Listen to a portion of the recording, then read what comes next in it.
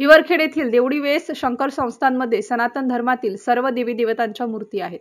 त्यामुळेच शंकर संस्थानला देवडी वेस म्हणून नाव पडले आहे. याच मंदिरात 23 नोव्हेंबर रोजी श्री कालभैरवनाथाची प्राणप्रतिष्ठा करण्यात आली. यापूर्वी गेल्या 2 दिवस चाललेल्या या कार्यक्रमात पौरोहित जयेश जोशी, शिवम पाठक, दीपक क्षीरसागर, हर्षल जोशी यांच्या अधिपत्याखाली राम तिडके, बजरंग सैनी, ज्ञानदेव भटकर, मोती शेठ, पोपलिया, रवींद्र कराळे, सुधाकर डालके, सुधाकर परनाटे या सर्वांचे यजमान म्हणून लाभलेल्या सौभाग्यवती सहित घटपूजन व हवन विधी प्रथम दिनी पार पडला. त्यानंतर दुसऱ्या दिवशी सर्व यजमानांच्या हस्ते होम हवन विधी पार पडला. श्री शंकर संस्थानच्या पायरीजवळ प्रथम दर्शनीय मान म्हणून श्री कालभैरवनाथाची मूर्तीची प्राणप्रतिष्ठा करण्यात आली.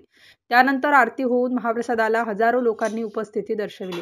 यावेळी संस्थानचे ट्रस्टी बजरंग तिडके, विलास घुंगड, गजानन भटकर, भाऊदेव परनाटे सहित अरविंद भटकर, गजानन मानकर, दिनकर मानकर, महादेव शेडके, विकी अग्रवाल, पवन मोरोकार, कैलास ढोरे, संतोष भटकर, मोहन शेटे, गोरक्षक रवी गावंडे, सुनील गावंडे, सदाशिव गायकवाड, देवडी वेस शंकर संस्थानचे सेवेदार, नवदुर्गा गणेशोत्सव मंडळाच्या कार्यकर्त्यांकडून वरील प्राणप्रतिष्ठा कार्यक्रम व महाप्रसाद वितरण कार्यक्रम पार पडला.